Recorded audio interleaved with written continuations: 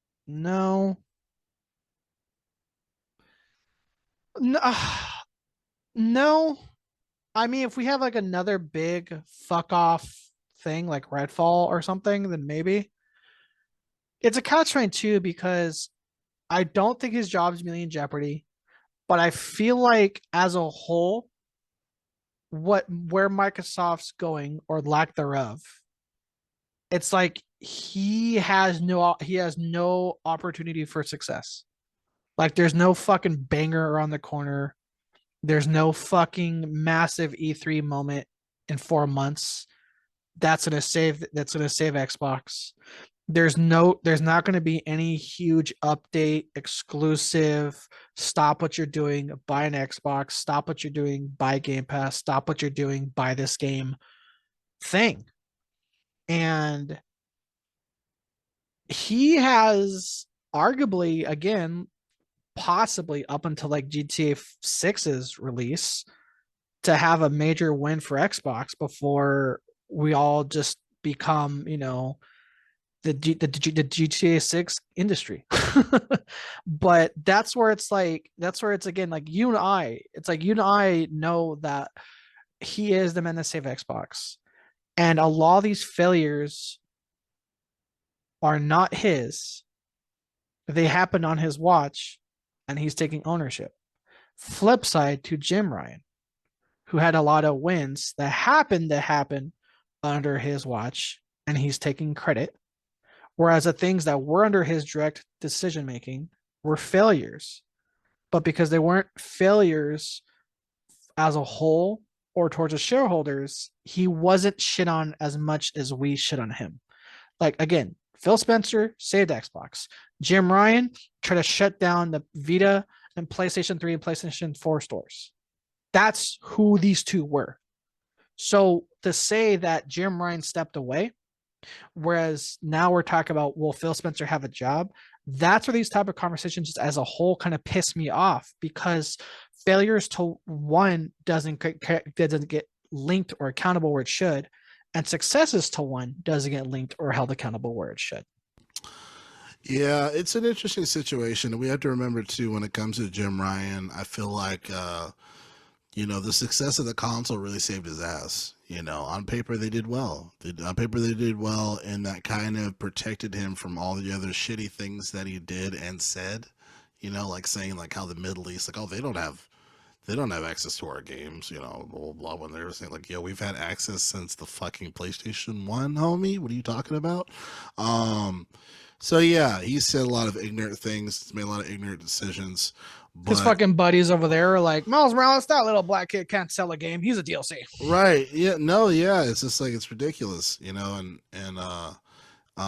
but the console sold well. Spider-Man 2 sold very well, even though like Yeah. it was like I still think they mailed it in, but everyone I talked to about Spider-Man 2, they enjoyed very much, and it sold very well, But I think I'm glad he's gone, because I feel like the seeing Hideo Kojima was very like a beautiful moment. Seeing him in a state of play, like finally, like someone gets it.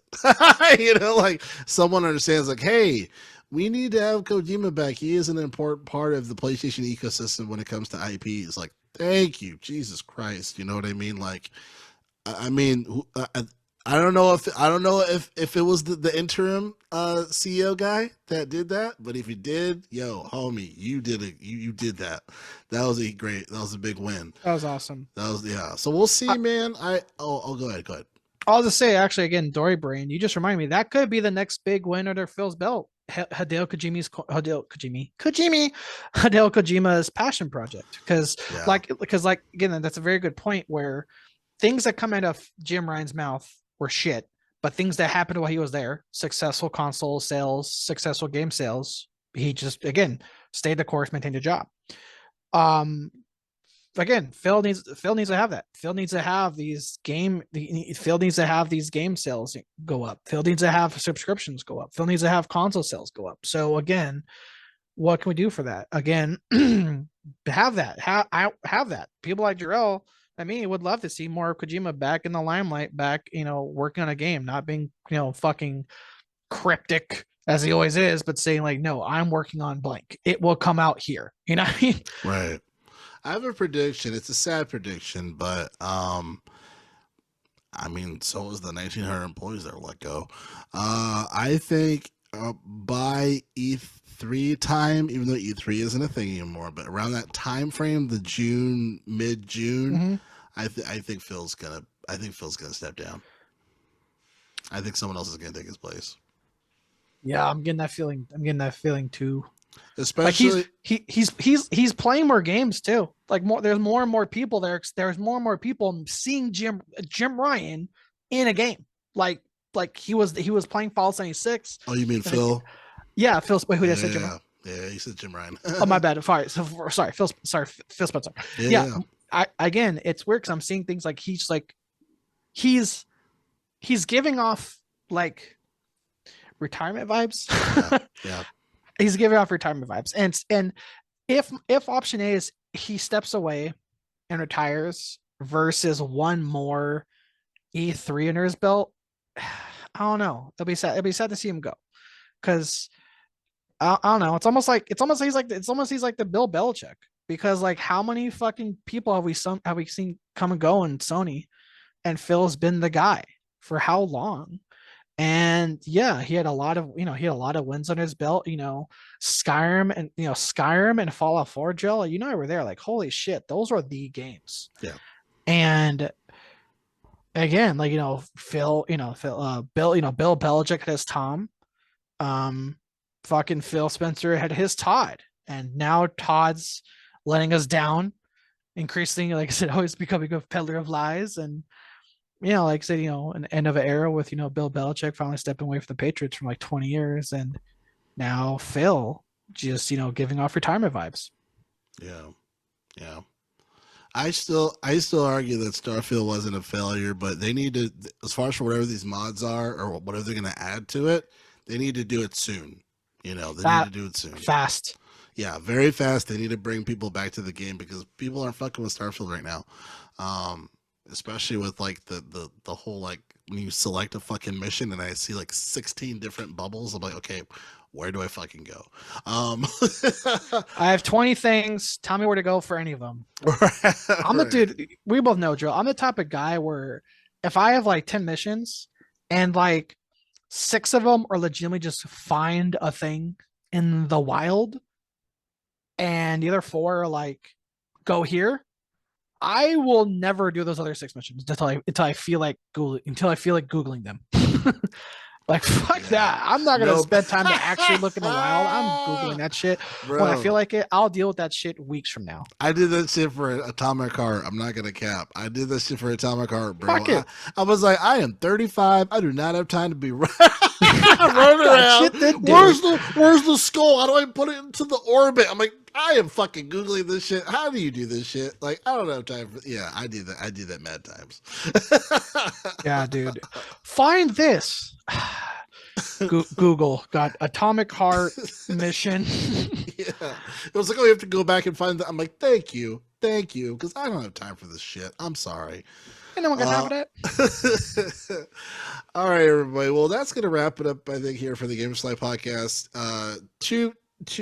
Some small but important items worth having a conversation for. So thank you so much for tuning in. Again, be sure to subscribe on the YouTube channel at G4L Podcast, so we can grow the subscribers, keep having these conversations, and enjoy talking that gaming shit as we usually do. Arthur, as always, my friend, thank you so much for being on the show and enjoying this ride with me. That's me. Check out the stream. I'm playing Arkham Knight. Boom. All right, guys, thank you so much. We will see you next time.